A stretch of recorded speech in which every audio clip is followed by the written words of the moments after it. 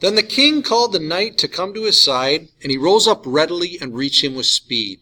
He bows low to the Lord, lays hold of the weapon, and he releases it lightly and lifts up his hand to give him God's blessing, and graciously prays that his heart and his hand may be hearty both.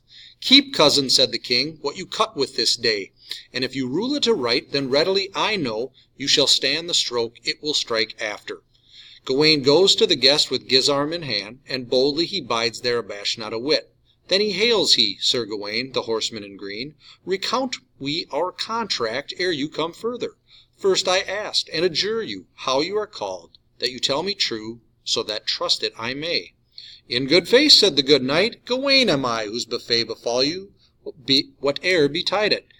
And at this time 12-month take from you another with what weapon you will, and with no man else alive.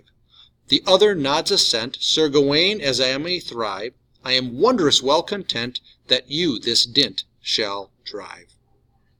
All right, so now Gawaine is going to have a conversation with this guy. And basically they're going to talk about, hey, you need to be able to come find me, and, you just make sure that you're swearing that what you say you're going to do, you're going to do. Sir Gawaine, said the Green Knight, by God I rejoice that your fist shall fetch this favor I seek, and you have readily rehearsed and in right terms each clause of my covenant with the king your lord, save that you shall assure me, sir, upon oath, that you shall seek me yourself, wheresoever you deem my lodgings may lie, and look for such wages as you have offered me here before all this host. Well, what is the way there, said Gawaine, where do you dwell? I have never heard of your house by him that made me, nor I know not, knight, your name, nor your court, but tell me truly thereof, and teach me your name, and I shall fare forth to find you so far as I may. And this I say in good certain, and swear upon oath. That is enough in New Year, you need say no more, said the knight in green to Gawaine the noble. And if I tell you true, when I have taken your knock, and if you have handily have hit, you shall hear straightway of my house and my home and my own name. Then follow in my footsteps by faithful accord, and if I spend no speech, you shall speed the better. You can feast with your friends, nor further trace my tracks. Now hold your grim tool steady, and show us how it hacks.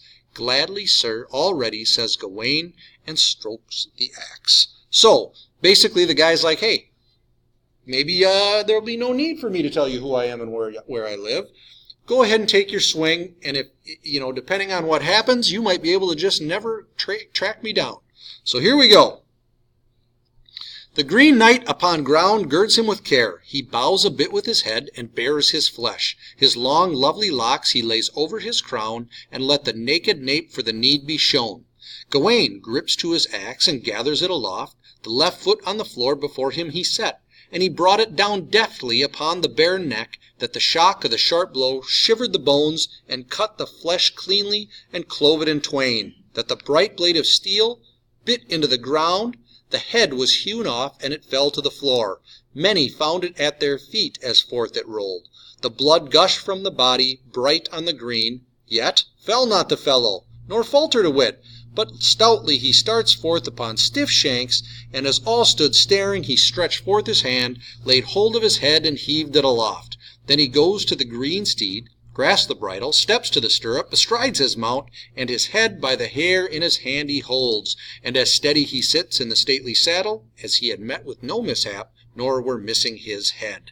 His bulk about he hailed, that fearsome body that bled. There were many in the court that quail, before all his say was said.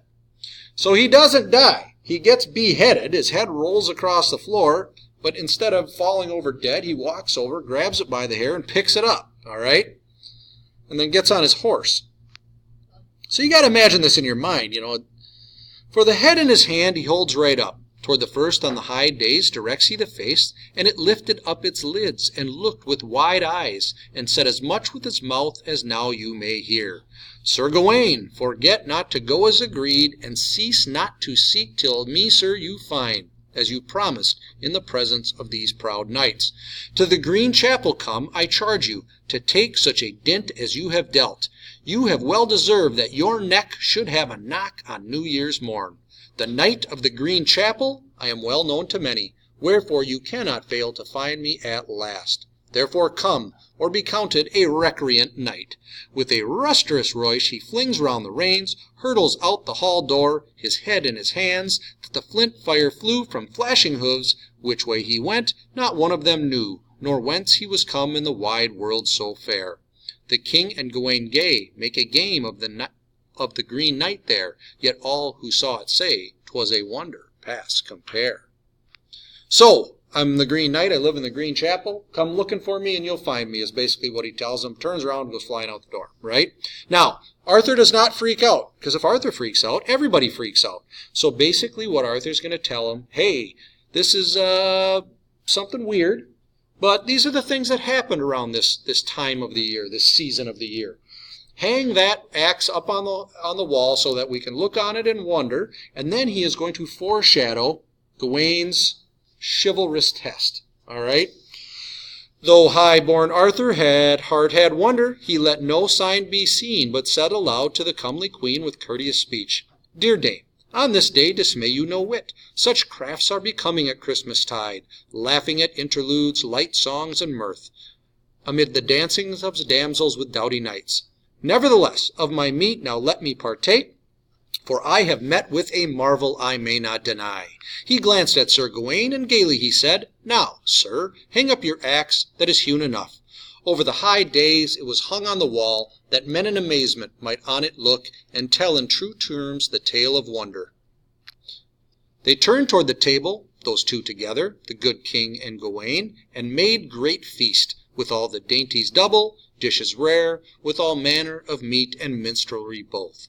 Such happiness holy had they that day and hold. Now take care, Sir Gawain, that your courage wax not cold, when you must turn again until your enterprise foretold. Now remember, the whole story, we just got the beginning of it, is going to be based on an element of chivalry. And that element of chivalry was just foreshadowed as courage, because he is going to have courage in order to continue this pursuit. So, let's recap real quick before we move on with the second part of the story.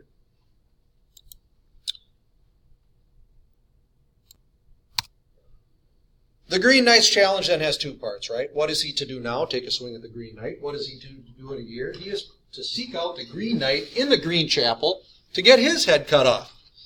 Why does Arthur act in such a casual manner after witnessing such a scene? Well, remember, number one, they're in shock and awe. But then he says, nobody's going to come in here and talk bad about my knights. So he takes the challenge. Gawain then takes it from him. And then after the deed is done, he doesn't freak out, or everyone will freak out. He credits the craftiness to what? The season. All right. So a lot of times what was going on is that Christmas and New Year is a pagan holiday. Okay. So what Christianity did oftentimes was they would adopt these pagan holidays to make the holiday more appealing to join. That's why Easter floats. Easter is a pagan holiday, right? So Christianity took that over, and then they associate their holidays with it and made it more appealing. So there's a little background for you. He credits that craftiness then to Yule and the New Year and young bloods about, meaning that weird things happen at the New Year, including this beheading. We got a couple of plot lines going on. The beheading game. We know that now Gawain has to seek out the Green Knight to be beheaded. The next one, the exchange of gifts and the hero's temptation, I'm going to cover here in a minute, but realize that the beheading, the exchange of gifts, and the hero's temptation are all going to intersect at a point at the end of the story. At the end of the story, you're going to have to do a 5-slide plot diagram. So just keep that in mind, that all of these plot lines are going to be kind of right at the very end. Boom. So we've got Sir Gawain. He's courageous. He's brave. He is a flawless example of Christian chivalry. But remember, every man is flawed. Everyone makes mistakes. That's why they put erasers on pencils. That's the tragic hero. Okay?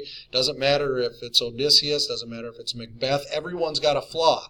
So we know the story is about being tested on an element of chivalry, or more than one. It's going to point out this story a flaw. And we've already been foreshadowed to know at that end of that bobbin wheel that one of them is going to be courage. All right? Pay attention to color symbolism. Green has certain meanings attached to it. All colors do. All right? for a variety of reasons. So McDonald's, red and yellow, those are hungry colors. That's why McDonald's picked them as their logo. You don't paint your child's bedroom or your baby's bedroom blaze orange because that's not a soothing color. You pick a soothing color like a dull or earth tone, okay? Green, anyway, can represent nature, the environment, good luck, youth, vigor. But it can also jealousy, envy, and misfortune. It can also represent eternal life, as seen in evergreens, non-deciduous trees, right, which never change. Eternal life, the green man. The green man has eternal life. When we look at the Green Knight, then, in medieval England, the green man was a thing, but it was not necessarily a satanic thing, but it did symbolize the nature worship that went on in pre-Christian tribal paganism.